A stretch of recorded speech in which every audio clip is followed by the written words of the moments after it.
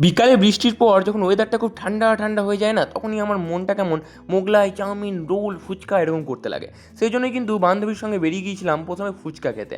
তো এখানে ফুচকাটা খেলাম, ফুচকাটা বেশ ঝাল দিয়ে করতে বললে আমার দারুণ লাগলো। তারপর কিন্তু চলে এসেছিলাম কেষ্টদার দোকানে চিকেন কাটলেট নিতে। তো উনি রোল বানাতেই কিন্তু ব্যস্ত ছিল, সেই জন্য কিন্তু বেশি চাপ দিচ্ছিলাম না, রোলটারই ভিডিও করলাম।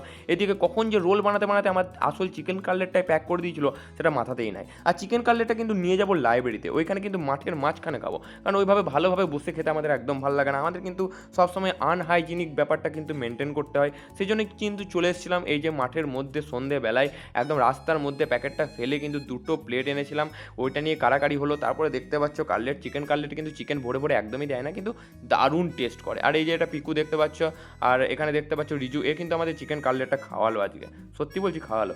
তো তারপর দেখতে পাচ্ছ চিকেন কাটলেটটা ভেঙে দেখায়, এখানে কিন্তু চিকেন দেখতে না পেলেও চিকেন কিন্তু ভেতরে ছিল, নাই বলবো না।